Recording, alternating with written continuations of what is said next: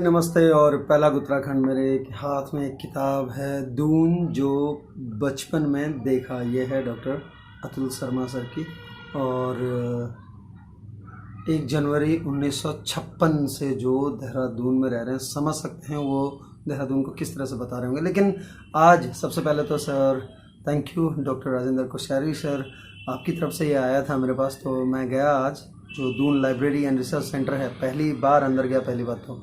और उनका जो मेन हॉल है यानी कि कॉन्फ्रेंस हॉल जो है, वहाँ पर जब गया, जिस मतलब जो वहाँ पे गैदरिंग थी ना, 30-40 लोग होंगे, लेकिन मुझे लगता है कि जो प्रबुद्ध लोग हैं दून के समाज, दून समाज के हर क्षेत्र से लोग थे वहाँ पे। और इतने अनुभवी लोग, लेखक, रंगकर्मी, पत्रकार और बहुत सारे लोग, बहुत सारे हर फील्ड के दिग्गज लोग वहाँ पर।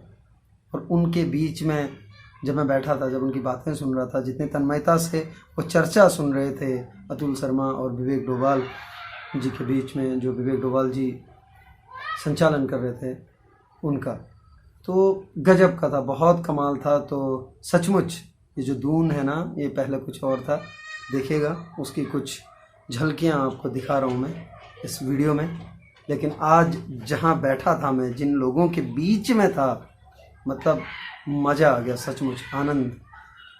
वो सरोकार जब इस तरह के लोगों से होता है ना, वो जीवन को एक अलग लेवल तक लेके चला जाता है। उनके बीच में बैठना ही एक गरिमामय है, बहुत ही, मतलब आप ऐसा महसूस करते हैं, वो वाइब्स आपके अंदर आती हैं, तो मज़ा आ गया। और बहुत बहुत बधाई आपको डॉक्टर अतुल शर्मा सर। ये पहला है आत्मकथा जो है, और इसके 3 भाग और आने हैं। देखिए क्या कहते हैं वो, और किस तरह के दून की बात करते हैं, क्या था ये देहरादून या दून, या क्या यहाँ की बातें हैं, क्या संस्मरण हैं, थोड़ा सा संक्षिप्त में देखिए। और ये किताब ज़रूर ले लेना, डॉक्टर अतुल शर्मा सर की आत्मकथा दून जो बचपन में देखा।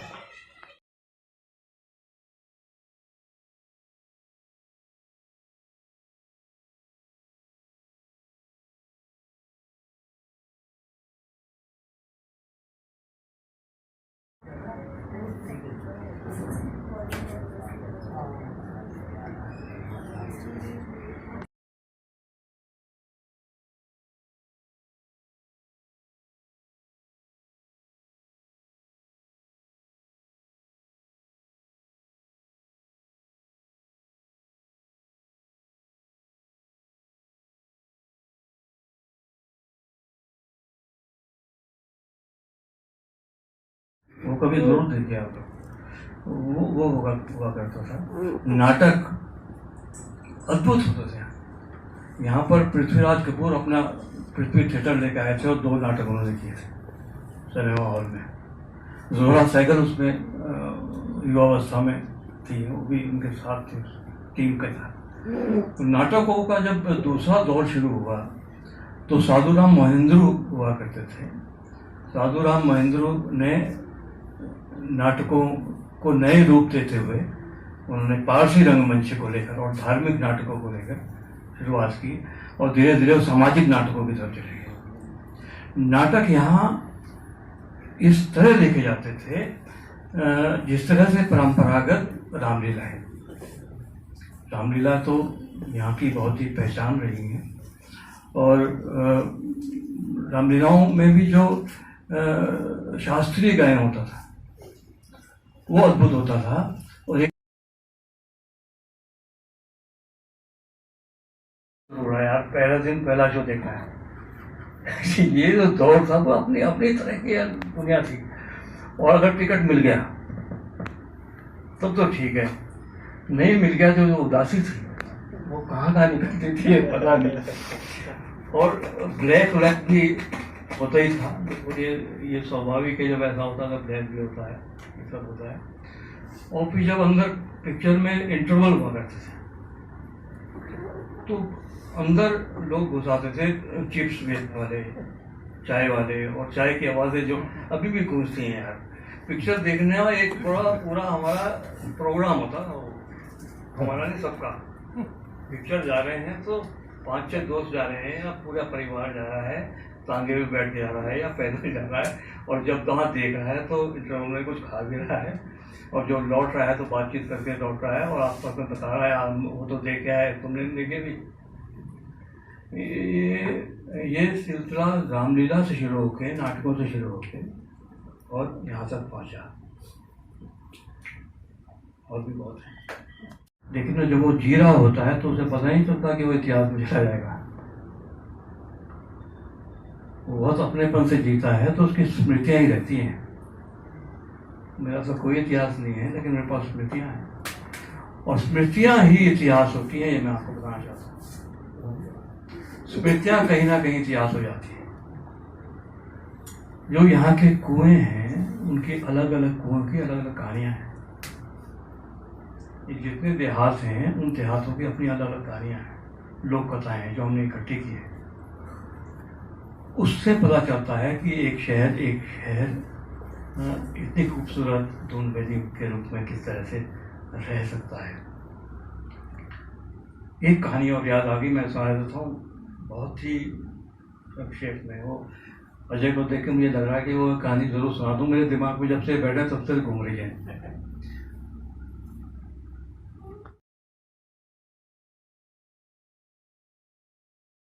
देखा मैंने युवा लोगों को, शिवा भाई को और लोग जो थे, वहाँ पर एक व्यक्ति था झूमा लाला, उससे मैं मिला भी, बल्कि मिलवाया भी नहीं। वो ढब बनाता था।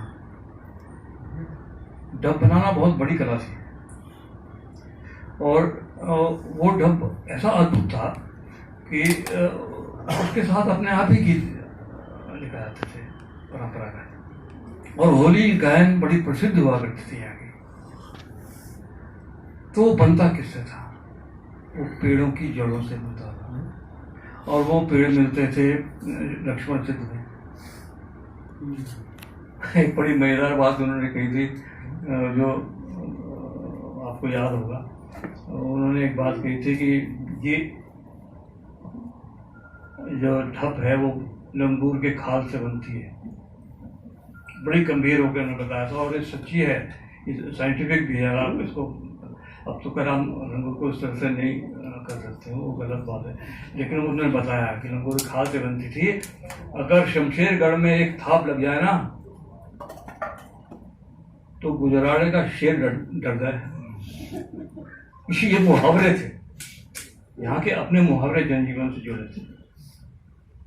होता है कि दून घाटी की भाषा को बचाया नहीं जा सका, दून घाटी के देहातों की भाषा को नहीं बचाया जा सका।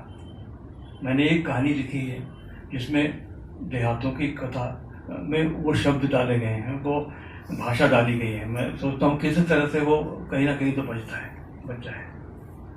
वो खास तरह की बोली होती है, आपको याद होगा, जो लोग रहते हैं, रमन को याद होगा शायद, वो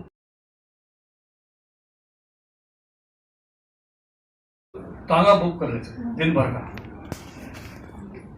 और तांगे से जाते, फोन तो थे नहीं, पहले तय हो जाता था कि इसके बाद कहाँ जाना है। तो 4 कवियों को इकट्ठा करते थे। उनके प्रिय मित्र थे मनोहर लाल शिरमन जी, उनके यहाँ जा रहे हैं, उनको बिठा ले रहे हैं उसमें, वहाँ पर होली खेलते हैं। उसके बाद ऋषिराज नौटियाल के चले गए गोलागढ़ में। उसके बाद वो विष्णुदत्त राजकेश को उन्होंने बुला लिया, और सारे जो है तांगे में 5वें लोगों के पास गए। कितना उत्साह था, आप तो पड़ोस में जाता होगी। और वो गोष्ठी कहाँ खत्म होती थी? आर के एंड कंपनी में, ब्रह्मदेव जी के। बहुत बड़े छायाकार और साहित्यकार रहे हैं ब्रह्म जी। ब्रह्म जी के यहाँ गोष्ठी होती थी जिसमें उपाधियाँ बांटी जाती थी, कभी गोष्ठी होती थी, और उसमें राहुल शंकरत्यायन अध्यक्षता करते थे, और श्री राम शर्मा प्रेम उसके संचालन करते थे, और उसकी शुरुआत जो है शिरोमणि जी करते थे। वो जो दौर था, इतना सशक्त दौर था, जो कि सिर्फ देहरादून को ही नहीं संस्कार दे रहा था, पूरे देश को संस्कार दे रहा था। इतनी महत्वपूर्ण ये दून घाटी है। सर्वोदय का जो काम यहाँ पर हुआ है, जिसमें मैं 1-2 नाम जो भूल गए लोग जिनको, आनंदी भाई और चंपा बहन, वो लोग बहुत गजब की थी, वो तो नजर नहीं आती थी। मधुपर्क से पहले वाला जो हमें याद आता है वो कभी पता नहीं भूलता है। वहीं पर ही घोसी गली में एक चाय की दुकान थी जिसमें सुरेंद्र मोहन, अच्युत पटवर्धन, ये सब लोग सामाजिक और राजनीतिक चर्चा किया करते थे। तो मुझे लगता है कि इस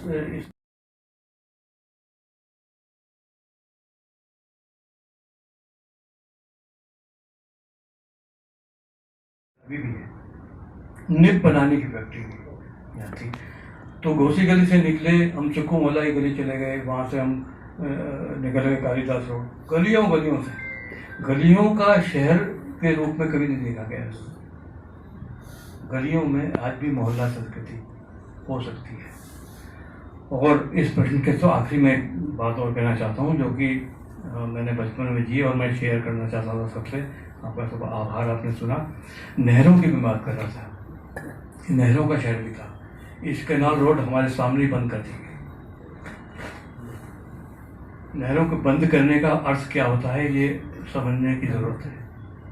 बहते पानी को बंद करने का क्या अर्थ होता है प्रोग्राम जी आप जानते हैं, आप उसके फाइल भी करते हैं। एक नहर थी जो पटन बाजार के पीछे से जाती थी, कल्पना कर सकते हैं आप। पटन बाजार के पीछे से एक नहर जा रही है और वो नहरों वाली गली आज भी है।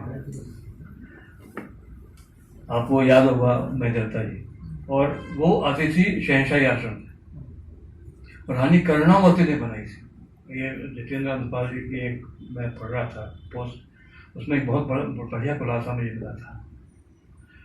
और वो जाके विसर्जित होती थी दरबार साहब का जो तालाब है उसमें। वो ऐसी बहुत सी नहरें थी। जहाँ मैं आजकल रह रहा हूँ वो चाय के बागान थे, तो हम जाते ही नहीं थे, वहाँ में रहना हो रहा है। अब हम वहाँ से कितनी जल्दी वहाँ जाए ये सोच रहे हैं। और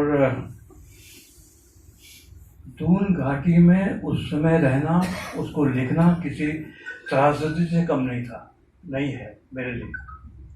तो मैंने ये लिखा है, हमारी दोनों बहनें या और साथी लोग थे या और लोगों के मैं पढ़ता रहा, लेकिन मैंने उसको जोड़ा जो है सिर्फ अपने बचपन से।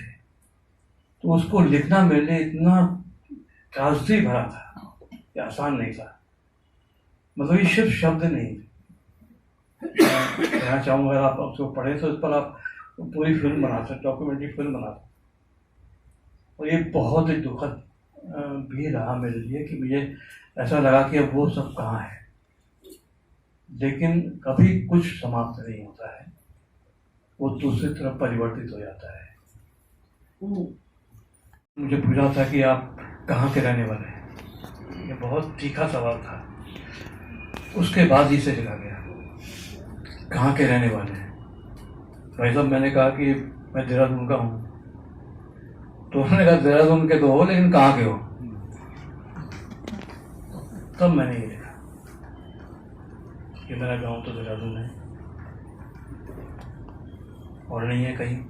नहीं मतलब मतलब ये है कि आप आए हो बाहर से, आप बताओ कहाँ से आए हो। मैं तो देहरादून का ही। देहरादून का होना क्या होता है ये इस किताब में है। देहरादून क्या होता है ये इस किताब में है। तो मैं काफी हो गए।